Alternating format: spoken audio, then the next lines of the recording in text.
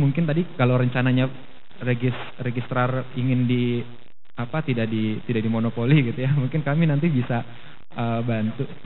Iya, siap jadi partner karena kami juga salah satu harapan kami juga akan ingin memfasilitasi gitu ya untuk organisasi-organisasi penyandang disabilitas yang lain untuk semuanya bisa memiliki website tersendiri dengan .org.id seperti itu. Jadi informasi dari kami untuk ke publik tuh akan semakin lebih luas lagi ya. Terima kasih, itu saja. Sigit. Oke, mengenai yang untuk difabel ini sebenarnya Aji sudah ada kegiatan juga dengan beberapa difabel activity. Sebenarnya untuk tunanetra bisa juga yang namanya membuat satu exhibition. Kami yang ngerti tentang komunitas kan adalah komunitas itu sendiri. Apa yang dibutuhkan? Mumpamanya tadi ada stock screen-nya yang ada. Nah itu justru dibuatlah exhibition supaya akhirnya juga melihat ada marketnya, ada teknologinya, yuk digunakan, kan gitu. Nah, untuk endorse ataupun untuk acara itu, kami bersedia untuk berpartisipasi gitu. Dari anggota kami yang 328 ini bisa bersedia untuk berpartisipasi. Tapi emang harus diinisiasi oleh teman-teman komunitas itu. Oke. Gitu Jadi, aja dari kami. PR-nya balik nih ke Mas Dimas nih. Bisa follow jadi up. nanti bisa coba follow up. Nanti bisa kan kita kumpul nih, gitu kan akan ada teman-teman blogger, ada teman-teman lain yang di tempat kita masing-masing. Nanti kita bisa koordinasi dengan. Kalau ada yang mau komunikasi dengan saya, email saya waketum@abji.org.id. Iya, waketum. Wakil Ketua Umum. @abji.org.id. Ya, APJII. I-nya 2. I-nya 2. Dan saya mohon maaf, saya sudah telat juga untuk acara yang lainnya. Saya mohon pamit. Ya. Nanti saya akan balik lagi ke sini untuk diskusi. Buat Mas Hemi mohon izin. Ya. Plus buat Mas Hemi atas atensinya pada pagi hari ini, mudah-mudahan bisa bermanfaat buat kita semua. Sore beliau janji akan balik lagi. Mudah-mudahan bawa makanan dia ya. Oke. Terima kasih Mas. Ini terakhir dari Mas Sigit mungkin untuk tadi yang pertanyaannya simple sebenarnya gitu kan. Ya tadi sudah jelas saya pikir ya. Monggo dijawab. Oke, terima kasih buat Mas Dimas. Saya jadi pembicara tunggal saat ini. Tentang masalah pengguna, saya setuju bahwa sekarang semua orang kalau bicara tentang domain pasti larinya .com. Itu saya setuju. Ini yang saya juga setuju dengan pendapatnya Mas Doni tadi bahwa memang ini salah satunya adalah kesalahan pengurus karena kami masih belum melakukan sosialisasi ke masyarakat. Nah, hari ini sudah mulai gitu. Tapi sebetulnya yang ingin kami lakukan adalah sosialisasi setelah kami nanti melakukan perubahan sistem, ada migrasi sistem, termasuk tadi kami akan membuka untuk registrar. Sebetulnya kami belum membuat standar registrar seperti apa yang bisa perusahaan atau institusi seperti apa yang bisa menjadi registrar. Itu sedang digodok.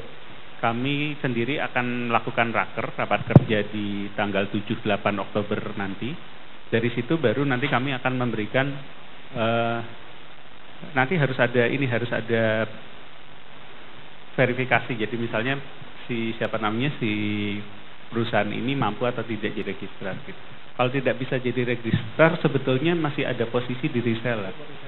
Nah, karena kalau registrar dia harus punya katakanlah billing system. Dia harus punya minimal punya billing system, kemudian punya database seperti itu. Kalau untuk komunitas, kalau komunitasnya seperti ICT Watch mungkin mampu. Tapi kalau komunitas yang katakanlah baru gitu, saya sarankan saya mungkin jadi reseller. Karena untuk jadi reseller nggak terlalu berat karena sistemnya, billing system dan sebagainya itu mengambil sistemnya registrar. Jadi ada 3 tingkatan. Seperti ini saya kembali ke maaf. Nah, di sini kalau sekarang itu Pandi langsung menjual ke registran ya, jadi pengguna domain. Ada juga yang lewat reseller. misalnya master web gitu, itu bisa. Tapi kalau nanti di model baru kami hanya di registry. Registrar ini adalah institusi, tidak harus perusahaan sebetulnya, tapi harus memiliki standar-standar tertentu. Misalnya tadi punya billing system, punya database dan sebagainya. Nah, dari registrar ini sebetulnya ada reseller. Nah, reseller ini sepertinya akan sangat sesuai untuk komunitas. Jadi kalau harapan saya sih, harapan kami dari Pandi, kita bisa sama-sama mengembangkan domain.id ini karena sebetulnya ini identitas nasional. Oke. Jadi kalau kita mencari, perusahaan ini perusahaan Indonesia pakai .id, sama seperti perusahaan-perusahaan di Singapura pakai .com.sg. Dan kita lihat Jepang itu sangat bangga dengan GP-nya dan Inggris sangat bangga dengan UK-nya. Jadi harapan kami ke komunitas, kita bisa sama-sama mengembangkan ini karena ini domain milik kita bersama dan mari kita kelola bersama, kira-kira seperti itu. Mungkin penegasan terakhir Mas Sigit buat teman-teman komunitas lainnya, tadi kesan ribet tadi itu ya untuk pengajuan dokumen itu kan ini keterbatasan dari teman-teman nih. Betul. Bahwa harus ada NPWP, harus ada dokumen apa kehakiman, apakah terkait dengan komunitas ini juga perlu dokumen tersebut gitu loh. Penegasannya terakhir. Jadi penegasannya seperti ini. Jadi kalau nanti kami sudah migrasi sistem, itu selain .co.id itu akan sama seperti prosedurnya sama seperti domain internasional. Jadi tidak perlu mengupload dokumen berbagai macam dokumen itu. Saya sendiri merasakan, saya punya beberapa domain .co.id itu ribet. Tapi khusus untuk co-id-nya tetap akan kami protect sebagai keabsahan. Jadi misalnya kita melakukan e-commerce gitu dengan negara lain. Dari Indonesia bisa dijamin bahwa kalau yang menggunakan .co.id adalah perusahaan yang benar-benar ada dan bukan perusahaan fiktif. Tapi kalau misalnya pakai web ID ya itu sama aja kayak pakai .com. Jadi kalau ada yang fiktif ya mohon maaf. Oke, terima kasih Mas Sigit, atas buat Mas Sigit atas presentasinya pada pagi hari ini. Lanjut kepada nanti berikutnya akan ada bicara selanjutnya. Mohon maaf, kalau yang mau menghubungi saya bisa di sigit@pandi.or.id. Sigit SIGIT @pandi biasa.or.id. Apapun yang ingin didiskusikan atau ditanyakan silahkan saja. Kalau mau follow Twitter saya Sigit WID. Tapi mohon maaf itu diprotek, jadi nanti saya approve. Ada beberapa alasan kenapa diprotek. Terima kasih. Terima kasih Mas Sigit atas presentasi pada pagi hari ini. Terus buat Mas Sigit. Jadi tadi sudah disampaikan oleh dua rekan kita dari APSI dan dari Pandi. Nah, saya pikir sudah sedikit ada gambaran lah peran mereka seperti apa di Indonesia. Mudah-mudahan sedikit mewarnai pada awal diskusi di kuadran pertama kita pada pagi hari ini, karena nanti ada sampai 4 kuadran ya. Karena yang 2 terakhir itu nanti untuk FGD-nya. Nah, hari ini istilahnya buat pembekalan bahwa ada lembaga lain atau ada entitas lain yang punya peran sangat punya peran punya kepentingan dengan kita juga sebagai komunitas. Silakannya masih saya moderatornya karena yang lain nggak pede katanya. Jadi saya lagi lanjut untuk suatu waktu ada Mas Anggara dari ICGR. ICGR itu Indonesia. Saya lupa itu Mas Anggara. Nanti di depan kita kenalan lagi. Belakangnya saya Judicial Reform. Cuma C-nya saya lupa itu. Kedua dari Mas Nezar Patria dari Alef Indonesia. Sudah datang belum? Alhamdulillah.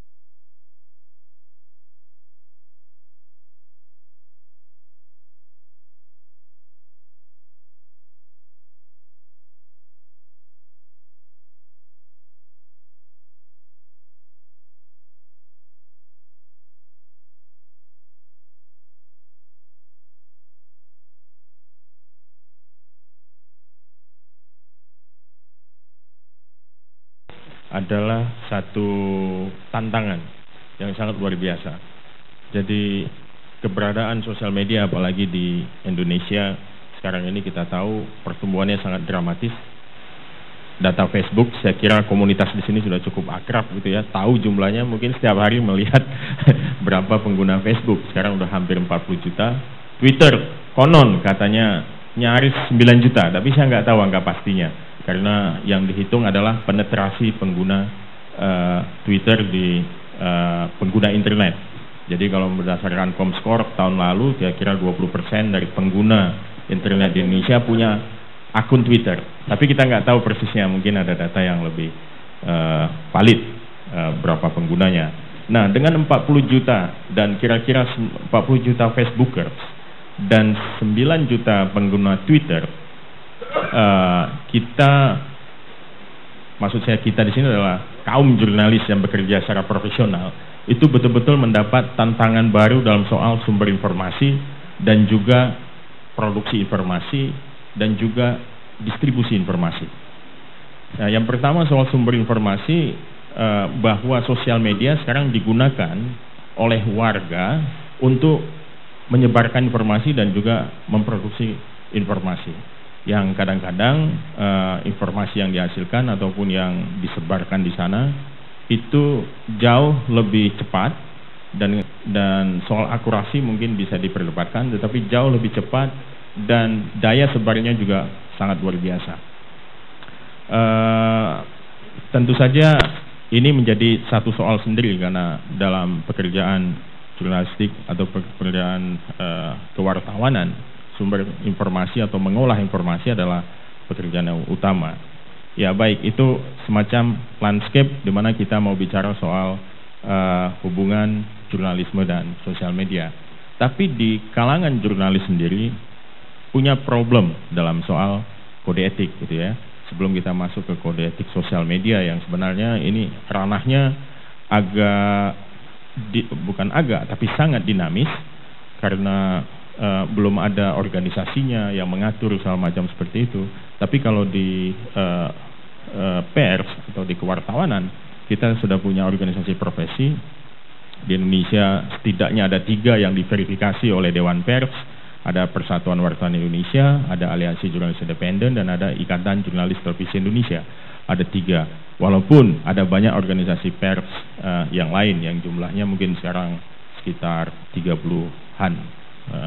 Tetapi ada 3 yang diverifikasi oleh Dewan Pers dan sama-sama mengeluarkan ataupun setuju dengan apa yang disebut dengan kode etik jurnalistik. Nah, di Dewan Pers bagaimana nih potret yang namanya kode etik dunia jurnalisme Indonesia? Di Dewan Pers data menyebutkan bahwa tahun lalu 2010 itu ada 442 pelanggaran kode etik yang dilakukan oleh media. Dan angka ini bertambah dari tahun ke tahun. Jadi tahun 2003 kita catat itu ada 101 ya pelanggaran kode etik. Tetapi angka itu meningkat dari tahun ke tahun dan sekarang ada 442. Tahun lalu 424, cuma tukar aja angkanya 442, 424. Dan pada umumnya pelanggaran etik itu kalau di filter pakai kategori apa saja yang dikritik oleh masyarakat atau dikomplain, pada umumnya warga itu komplain bahwa banyak media melakukan pelintiran atau memelintir fakta. Jadi ini soal akurasi. Jadi ini menjadi mayoritas dari komplain yang dilakukan oleh publik. Dan beberapa diantaranya bahkan berakhir dengan satu sengketa di Dewan Pers dan kalau tidak selesai masuk ke pengadilan. Nah, dengan kenyataan seperti itu memang cukup mengkhawatirkan, terutama bagi kita yang bekerja di media mainstream dan bergabung di satu organisasi profesi wartawan yang profesional.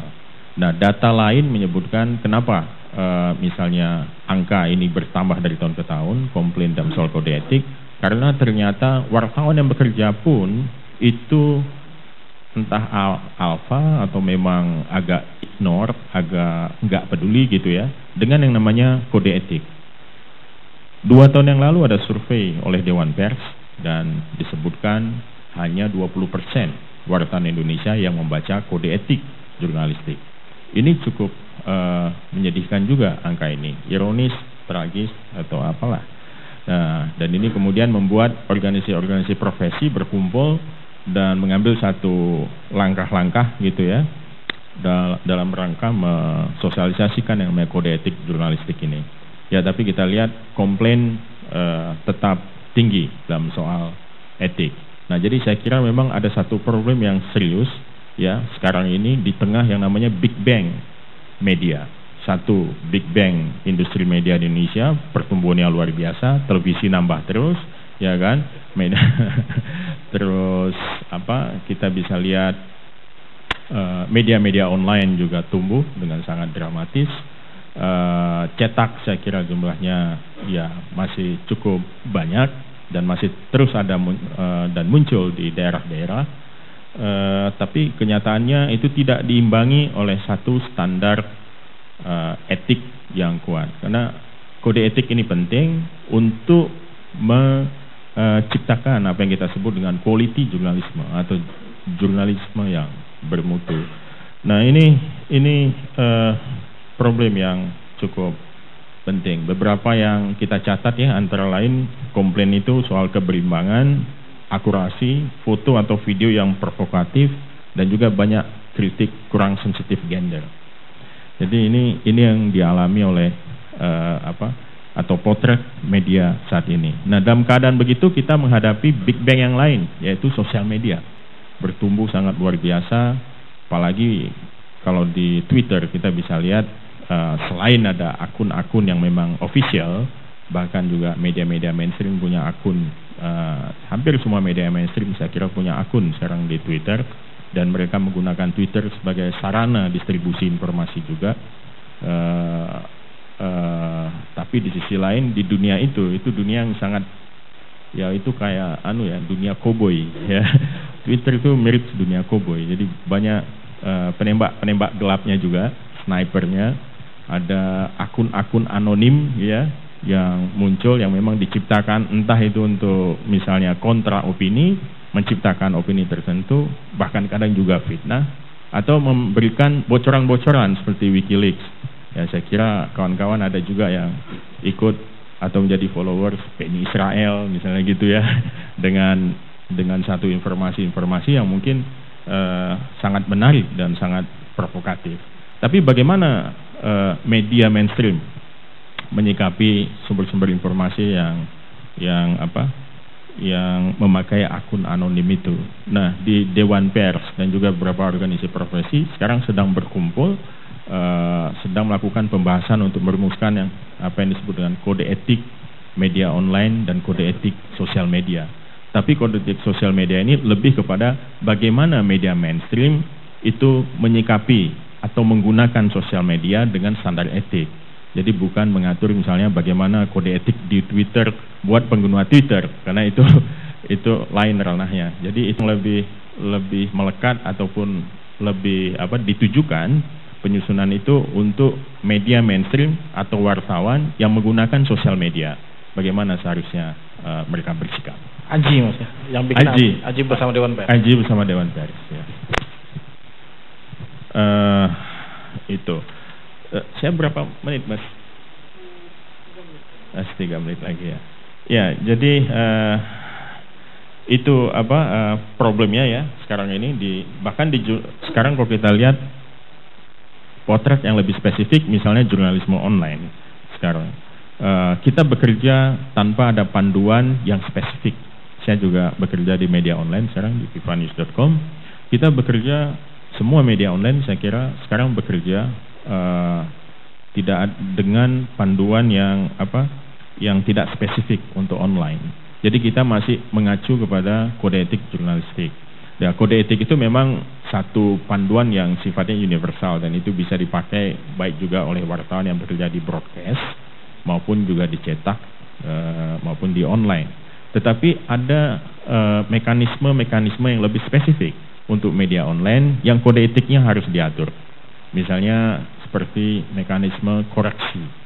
Kalau dicetak itu udah jelas, karena di kode etik kan diatur juga itu bagaimana melakukan ralat berita ataupun koreksi. Koreksi ini penting sekali. Ini sebagai manifestasi bahwa media punya pertanggungjawaban kepada publik. Jadi bahwa apa yang dihasilkannya itu nggak bisa sembarangan, atau media boleh lepas tangan, cuci tangan dari kesalahan yang sudah dia lakukan. Karena hubungan media dan publik ini kan hubungan dua sisi mata uang gitu, dari satu entitas yang namanya media massa, ditopang oleh publik dan penerbit. Selalu seperti itu kenyataannya. Jadi tidak bisa penerbit seenaknya ataupun publik juga seenaknya. Jadi media ini dihidupi secara bersama-sama, makanya namanya mass media atau media massa. Nah,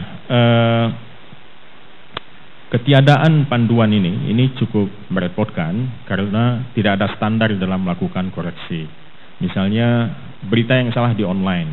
Kadang-kadang ada media online yang memakai mekanisme recall, dicabut artikelnya, tidak ditemukan lagi segala macam. Tetapi kalau dicek di Google sebetulnya URL dan segala macam itu masih terekam di sana. Bahkan mungkin ada beberapa orang ataupun publik yang lain sudah merekod berita yang salah itu.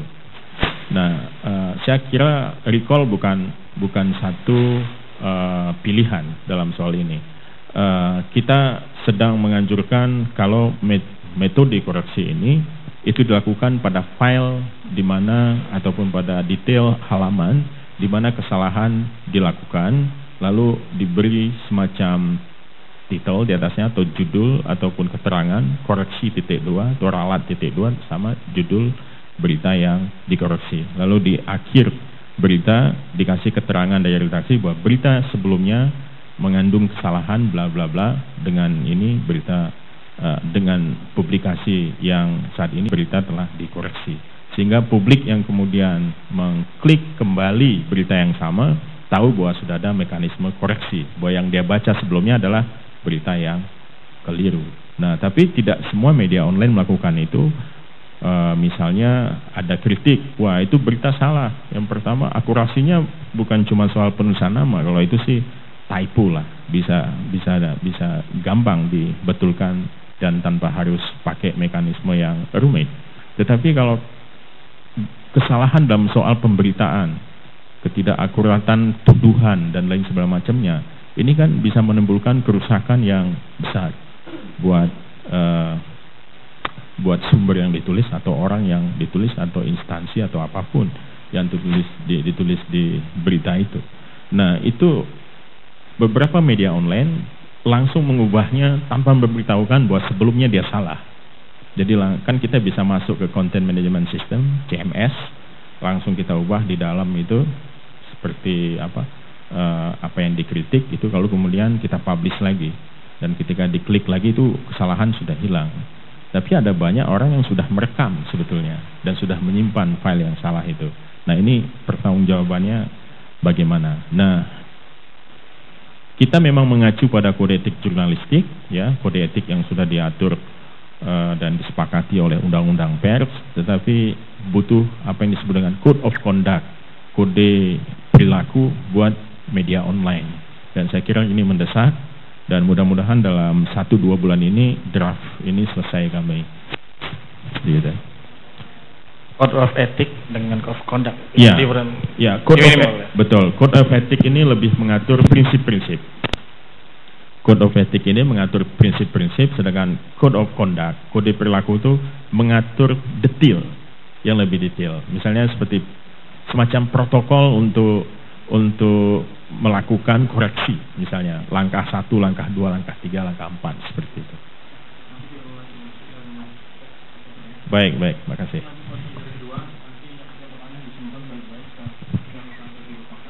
Jadi kalau perlu ditulis gitu kan, kepada siapa? Nanti kepada Mas Anggara, jadi tentang undang-undang komentar undang-undang ITE gitu. Saya nggak pakai dia, tapi saya sempat baca bukunya Terima kasih. Terima kasih sudah ngiklan. Yang aktif beronline dia. Jadi tapi tidak ada salahnya untuk melihat dari garisnya karena sebenarnya cukup sederhana beliau menyampaikannya ketimbang para ahli hukum di negara ini untuk menyampaikan hal tersebut. Monggo. Terima kasih Mas Rafin. Tapi sebelum mulai, kita kan sempat ke Ambon saya sama Mas Doni. Saya diajak keliling sampai jam 2 pagi, terus kita ada janji sebetulnya. Harusnya ada satu permintaan informasi dari Ambon, saya tunggu-tunggu. Karena saya sudah menyiapkan gerombolan pengacara, tapi kok belum muncul. Nah, kemarin saya diminta sama teman-teman ICT Watch bicara soal etika dan media warga. Saya beberapa ngomong soal citizen jurnalis. Saya ragu menggunakan kata jurnalis warga karena kalau acuannya ke undang-undang pers nggak ada istilah jurnalis warga itu. Saya nggak tahu kalau 9 elemen jurnalis, mungkin Mas Nezar paham. Jadi saya coba gunakan, mungkin ada baiknya kita pakai istilah yang lain. Nah, saya ingin cerita sedikit beberapa kasus yang terjadi case against citizens media. Yang pertama ini Herman Saksono. Tahun 2005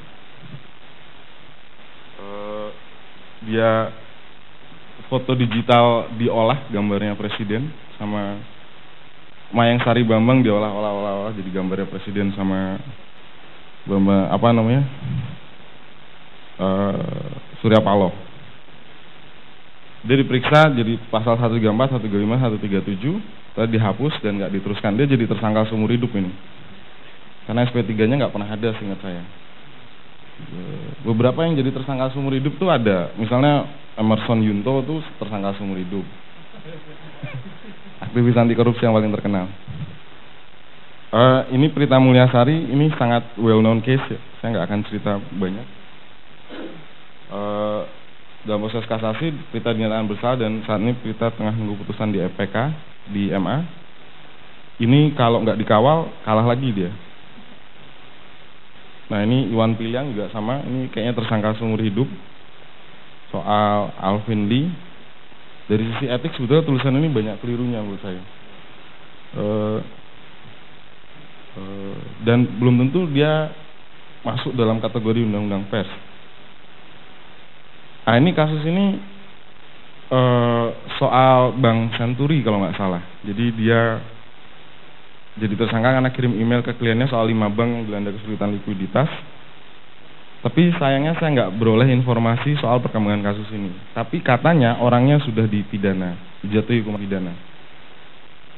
Nggak tercover di media sepertinya. Agus Samonangan juga, tapi dia masih jadi saksi untuk kasusnya Iwan Piliang. Terus Indra Setiadi Pipi katanya dilaporkan ke polisi, tapi saya nggak dapat informasi perkembangan perkaranya sampai sejauh mana. Jangan-jangan dia juga jadi tersangka seumur hidup. Nur Farah, nah ini yang paling menarik dari Nur Farah adalah ini undang-undang ITE sudah berlaku, dia dianggap menghina lewat Facebook, tapi dia hanya kena pasal 310, 311. Kayaknya kekuatan teman-teman blogger yang protes dalam kasus Prita, sehingga polisi sama jaksa malah nggak mau pakai undang-undang ITE, malah aneh kan? Undang-undangnya ada nggak dipakai. Nah ini sama Satria Laswana Kusuma. Kayaknya damai sepertinya karena dianggap menyerang kehormatan dekan, tapi saya nggak terlampau tahu perkembangannya sampai seperti itu, sejauh apa. Ini Kosengseng, ini the well known person sebetulnya karena banyak perkara dia melibatkan salah satu korporasi besar.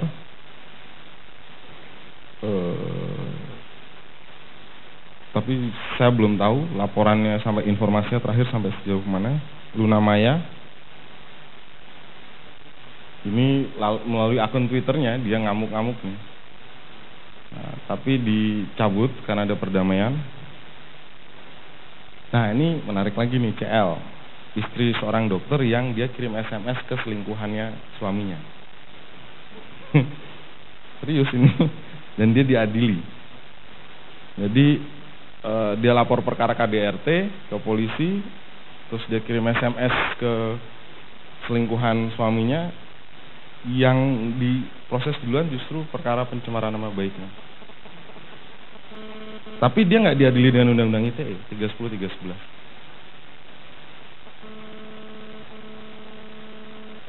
Oke, ada beberapa definisi soal apa itu etika. Ini soal apa yang baik dan apa yang buruk. Moral duty, obligation, system, theory of system of moral values, guiding philosophy dan lain sebagainya, consciousness. Nah, definisi yang lain juga sama. Ini beberapa kata kuncinya. Saya coba ngerangkum saja. Kata kuncinya ini: principle of conduct, prinsip-prinsip kelakuan, tata perbuatan within organization, di dalam sebuah organisasi. Guide decision making and behavior. Dia menyediakan, selain itu juga menyediakan guideline untuk pembuatan pilihan etik dan perbuatan dari pekerjaan tersebut. Nah, yang paling terakhir ada code of ethics. Sebetulnya buat suatu organisasi dia akan semakin prestis, dia dianggap sebagai organisasi yang kredibel kalau dia punya kode etik. Nah, ini soal etika dan hukum. Hukum pada umumnya tertulis. Pada umumnya, kecuali hukum adat dia memang unwritten ya. Tapi kalau hukum yang di negara-negara modern dia pada umumnya tertulis, ditegakkan di pengadilan, didukung oleh aparat pemerintah yang akan melaksanakan putusan pengadilan itu. Nah, sementara etika bisa jadi dia tidak setuju oleh semua orang. Dia hanya soal panduan apa yang baik dan apa yang buruk, mirip dengan hukum, meskipun masyarakat setuju soal etika tersebut. Tapi yang melanggar nggak punya urusan sama hukum. Nah, beberapa isu-isu kunci. Jadi ada pelanggaran etik yang dia punya akibat etika saja, nggak ada urusannya. Ada pelanggaran hukum yang ya akibatnya pelanggaran hukum, nggak ada soal etik. Misalnya Mas Nezar, saya bingung gaptek pakai ini, ntar aja deh. Mas Nezar nih jurnalis. Tiba-tiba dia nyolong, nggak ada urusan sama jurnalis, dia pekerjaan dia sebagai jurnalis, ya itu pelanggaran hukum aja, nggak ada urusan sama pelanggaran etik. Kemudian ada yang pelanggaran etik yang berakibat terhadap pelanggaran hukum. Apa misalnya pelanggaran etik yang berakibat pada pelanggaran hukum? Misalnya soal kalau dalam dunia lawyer itu tipu-nipu tuh banyak ya. Misalnya saya sudah terima kuasa dari klien saya, tapi saya nggak melaksanakan kuasa itu.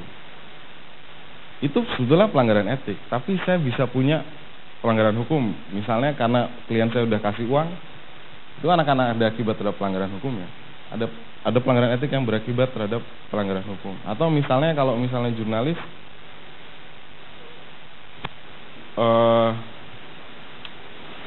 siapa jurnalis Jawa Pos yang ngaku wawancara istrinya Azhari itu, nah, itu pelanggaran etik kan, tapi juga punya akibat hukum.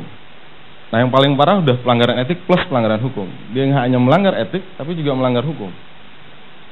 Nah, ini beberapa isu-isu kuncinya dalam soal etik dan hukum.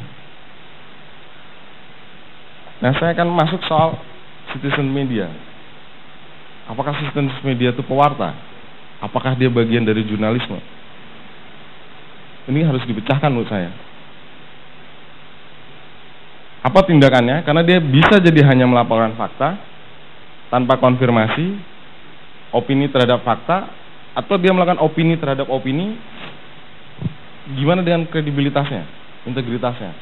Saya kasih contoh opini terhadap fakta. Itu kasus baju tahanannya Malinda D. Kemarin kan di Twitter, setahu saya Detik bilang bahwa nggak dikancing. Terus kemudian banyak sekali opini terhadap nggak muat lah, kegedean lah, segala macam. Itu kan opini terhadap fakta kan? Itu pelanggaran etik sebetulnya.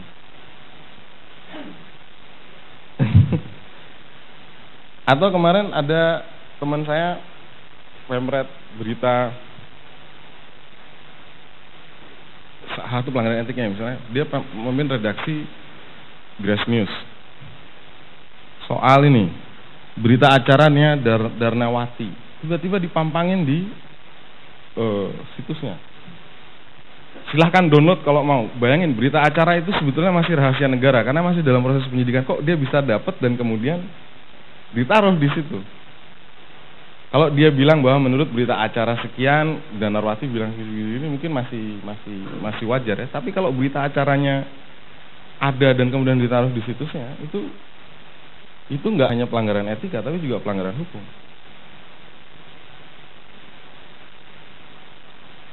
Dan ini balik lagi soal media warga. Kalau kita mau bicara soal etika, coba soal konsep self regulation, apakah media warga itu profesional atau dia kelompok profesi? Dia kelompok terbuka atau tertutup? Karena yang punya kode etik biasanya kelompok tertentu. Misalnya saya advokat, saya diatur oleh kode etik advokat. Itu tertutup karena ada standar pendidikan, ada ujian dan segala macam. Lulusnya pun harus dari fakultas hukum. Mestinya harus dari fakultas hukum ya, tapi ternyata ada dari polisi, syariah dan teman-temannya. Yang agak terbuka tuh misalnya teman-teman jurnalis. Dia bisa dari fakultas manapun, dia bisa jadi jurnalis. Agak terbuka, tapi bukan berarti dia terbuka. Karena dia punya standar sendiri sebetulnya. Nah kemudian cara pengawasannya gimana? Cara pengawasan etikanya. Kalau misalnya oke, kita setuju ada kode etik yang ngatur soal citizen media, ngawasinya bagaimana? Kemudian cara penegakannya seperti apa? Itu beberapa isu. Usulan saya kalaupun mau ada, ya hanya diterapkan sama komunitas atau orang yang berhimpun di komunitas. Misalnya teman-teman blogger yang Maluku itu kan ada Arumba ya, jadi diterapin di komunitas blogger Arumba itu. Kalau mau ada kode etik, kalau nggak mau juga pengawasannya diserahkan sama komunitasnya, penegakan etiknya ya sama komunitasnya. Nah gimana dengan orang-orang yang nggak berhimpun di komunitas? Menurut saya cukup dengan deklarasi prinsip-prinsip saja. Ada beberapa deklarasi, ya udah. Soal pengawasan dan penegakan ya kita pikir bersama. Enggak, soal pengawasan dan penegakannya kita pikir bersama. Kalau kita mau klaim self regulasi, gitu. Terima kasih. Mudah-mudahan nggak ada pertanyaan. Singkat, padat, perlu penjelasan lebih lanjut. Oke, itu tadi dari Mas Anggara. Mungkin langsung karena tadi sudah saya sampaikan di depan bahwa diskusi kita pada dua waktu ini akan jadi bekal nanti buat teman-teman semua nanti masuk ke sesi 3 dan 4 untuk lanjut ke diskusi. Nah, tadi di depan sudah Pak Andi dan Abji, lanjut ke yang kedua, yakni ada praktisi media, adalah Mas Nezar, dan praktisi hukum media. Saya tambah sedikit boleh ya, nggak apa-apa ya. Nah, tapi poinnya adalah tadi yang ada dari dua pembicara itu ada hal yang menurut saya cukup menggelitik saya, dan mudah-mudahan teman-teman semua untuk mengajukan pertanyaan mungkin ya. Nah, kalau nanti ada sebuah etik atau kondak gitu ya, atau aturan main gitu ya, ini siapa yang melegalisasi gitu? Tadi kalau mungkin teman-teman pers, yang teman-teman Mas Nezar jelas ada Dewan Pers yang memberikan pengawasan dan pengawasan dan penegakan gitu kan. Nah kalau di kita ini kayak apa gitu? Masa iya hanya untuk komunitas Arumbai blogger saja gitu? Padahal kan namanya blogger kan berhubungan dengan blogger yang lain kan itu. Nah mungkin itu buat diskusi menjelang sholat Jumat gitu ya. Monggo silakan dari tadi Mas yang kacamata, Mas. Monggo Mas pertama. Nanti baru ke sebelah sini. Nyun sewu mic-nya.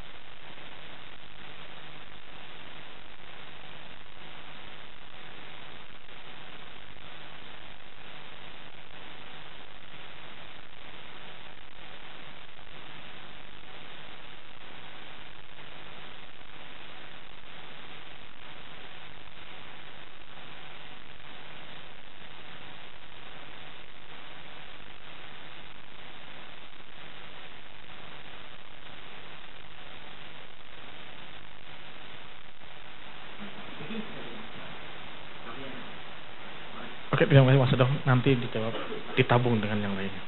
Ada lagi? Mas satu dunia dulu, Mas Firdaus, nanti baru ke Mas siapa? Mas Anton. Oh, saya pikir Doni. Pasaran sekali namanya.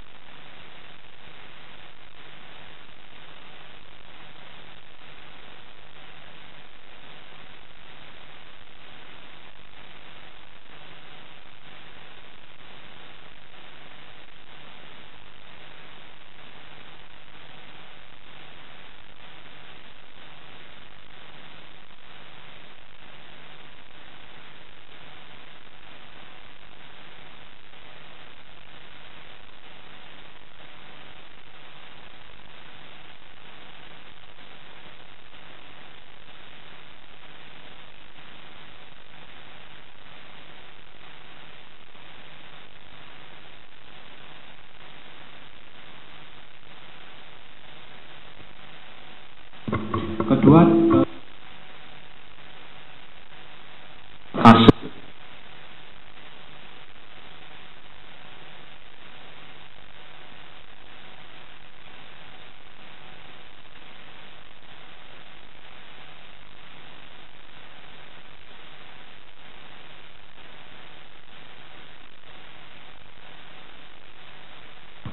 Terima kasih Mas Firdaus. Lanjut ke Mas Antoni ya. Anton. Oh, dari Bali. thank you, selamat Ya, siang. terima kasih. Saya Anton dari Bali, anggota Bali Blogger Community dan anggota anak buahnya Mas Syar juga. Saya anggota AJI sampai sekarang. Saya wartawan freelance. Karena itu sangat tertarik dengan apa yang disampaikan Mas Anggara tentang definisi jurnalis warga tadi itu. Karena saya juga mengelola, dan beberapa teman ya, mengelola blog jurnalis warga di Bali. Yang pertama soal apakah dia layak disebut sebuah karya jurnalistik. Sebatas yang saya tahu, jurnalis warga seharusnya bisa masuk dalam kategori itu.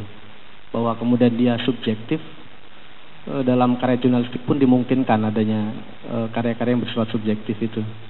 Contoh paling gampang adalah berita olahraga gitu, atau berita kuliner.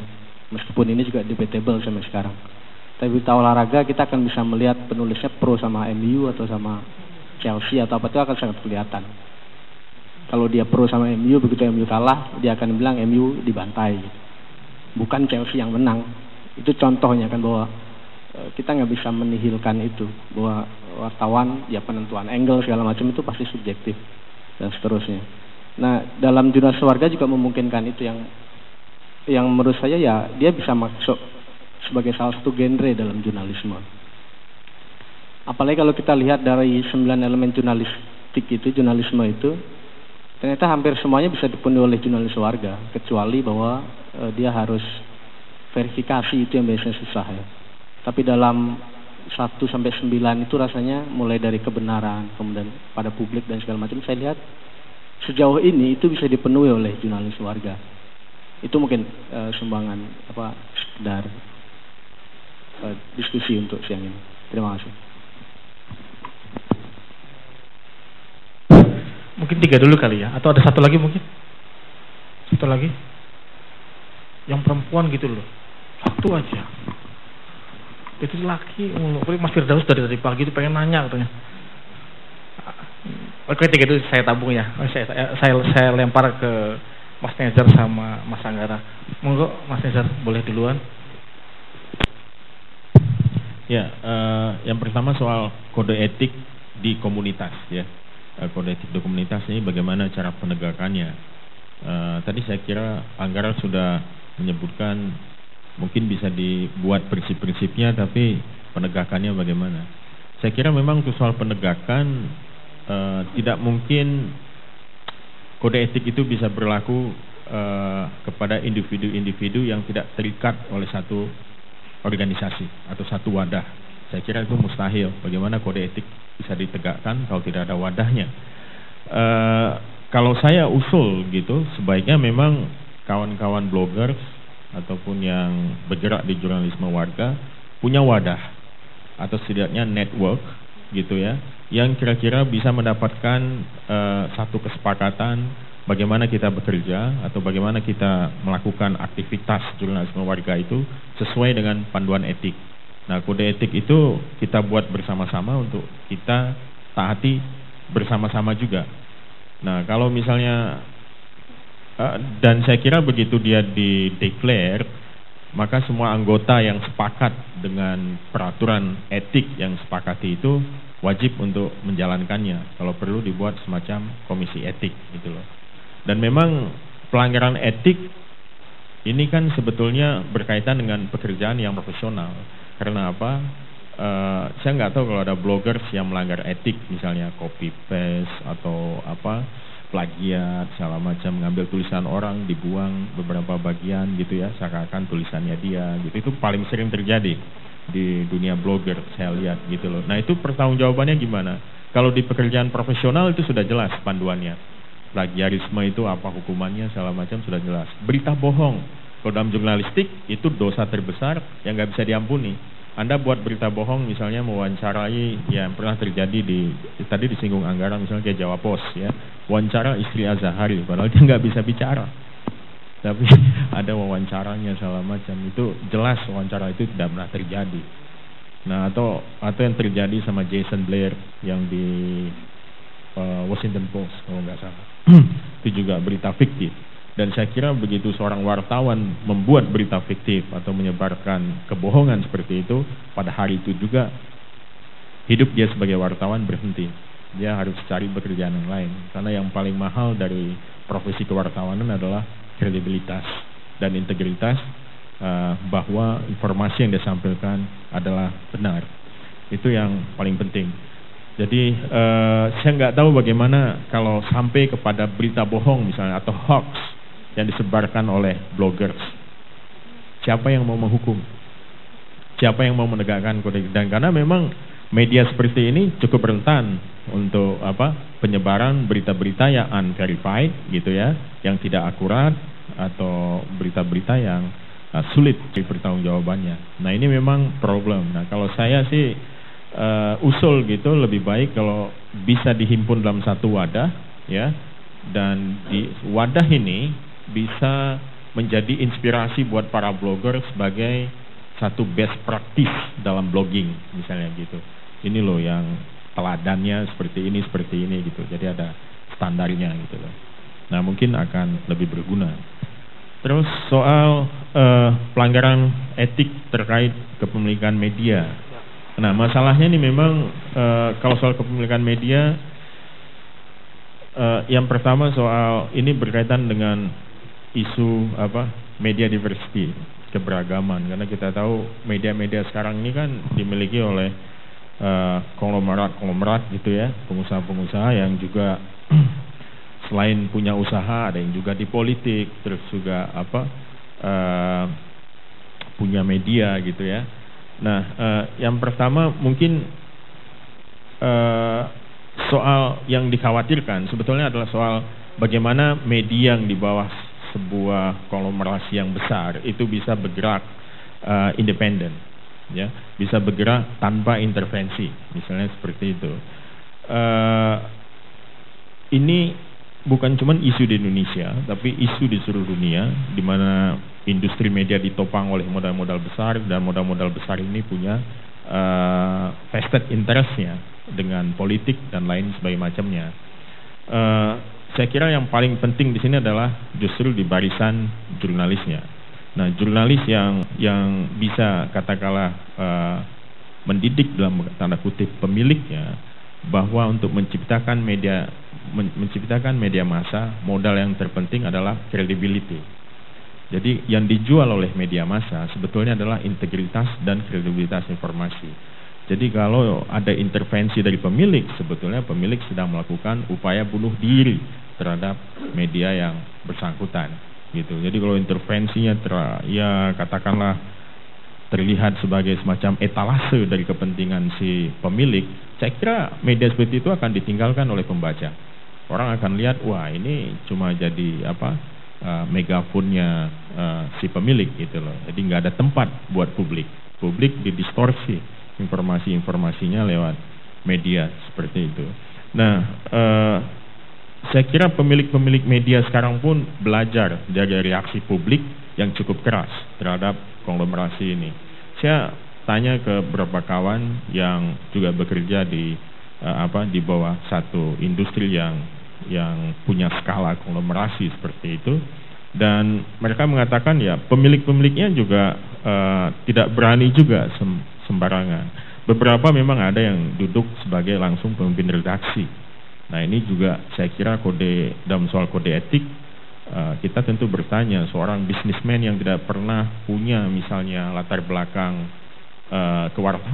kewartawanan itu bisa menjadi pemimpin redaksi. Ini kan gimana nih tanggung jawab kode etik profesionalnya gitu. Nah, ini jadi isu juga di Dewan Pers, dan itu sebabnya di Dewan Pers dan beberapa organisasi pers sepakat menerbitkan apa yang disebut dengan standar kompetensi wartawan.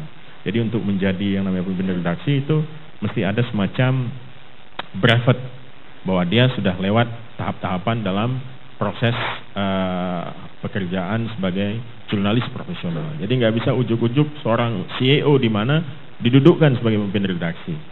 Wah, itu nggak jelas banget pertanggungjawaban etiknya. Nah, ini memang kita juga sedang berjuang intervensi misalnya pemilik dan newsroom itu semestinya juga harus masuk dalam undang-undang pers gitu. Jadi diatur dalam undang-undang bahwa ada batasan yang namanya atau garis batas yang tegas antara kepemilikan dan newsroom, di mana newsroom ini adalah ruang yang menghubungkan antara media dan publik gitu. Jadi dia kalau bisa diatur dengan cukup transparan. Saya ingat satu kasus misalnya ketika Murdoch mengambil alih Wall Street Journal. Itu sejumlah orang di Wall Street Journal sangat gelisah. Mereka khawatir buat taipan seperti Murdoch yang juga punya reputasi sebagian baik, sebagian buruk gitu ya. Itu akan berpengaruh kepada yang namanya Wall Street Journal.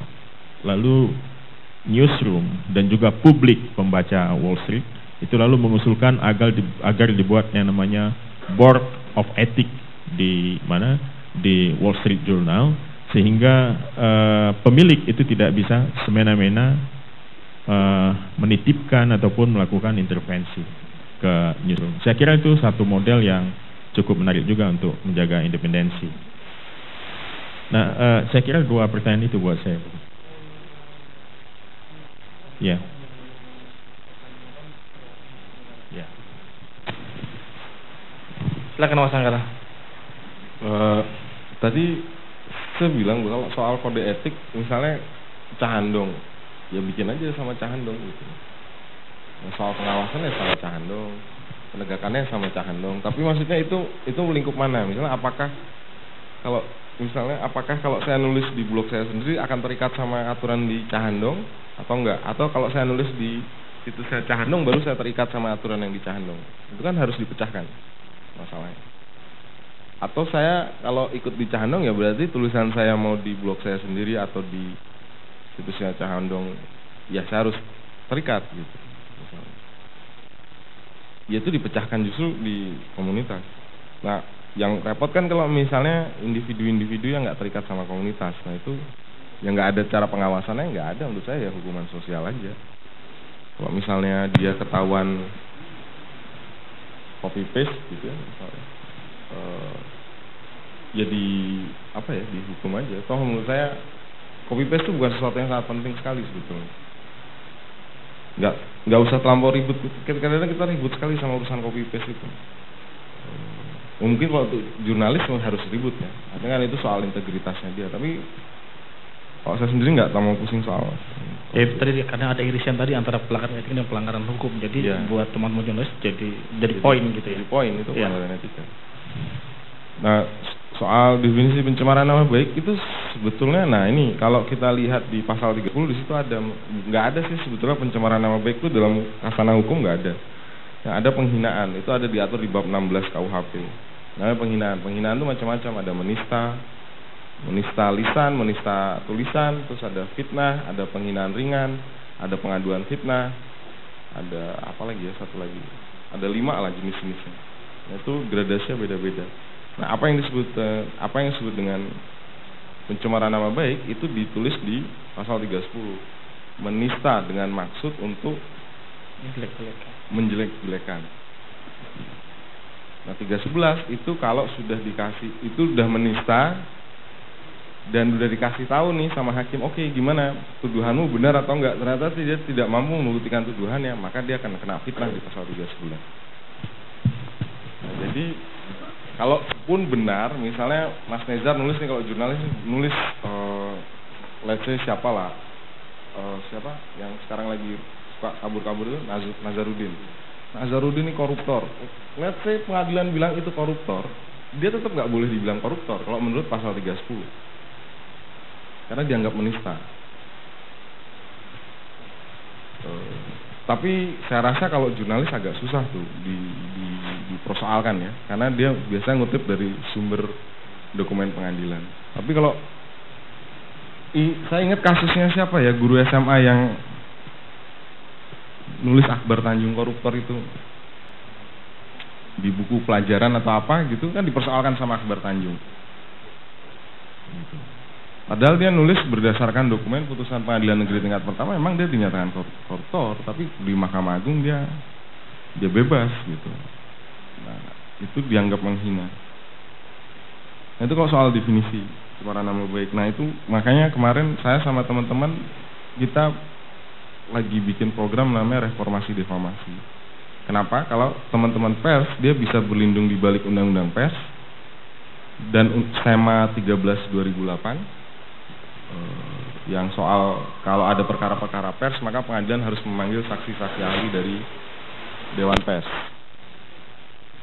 Nah, tapi gimana dengan orang-orang biasa kayak saya sama teman-teman? Ini karena singkatnya definisi soal apa yang disebut menghina, apa yang disebut fitnah. Jadi kita perlu elaborasi lebih lanjut. Nah, bentuknya nanti jadi gimana, yaitu urusan nanti. Nah, kalau soal jurnalisme warga, Mas Anton, kan tadi saya udah bilang, patokan saya undang-undang pers. Undang-undang pers udah bilang apa yang disebut dengan pers, apa yang disebut dengan karya jurnalistik. Karya jurnalistik hanya bisa dihasilkan pada orang-orang yang bekerja pada pers. Pers itu apa? Dia harus berbentuk korporasi atau badan hukum. Bukan, maksudnya korporasi itu bukan perusahaan ya, PT ya. Korporasi itu badan hukum. Dia harus dalam bentuk korporasi. Tujuannya jelas untuk industrinya pers. Nggak boleh ada tujuan macam-macam, general trading, general kontraktor dan lain-lain. Itu menurut undang-undang pers.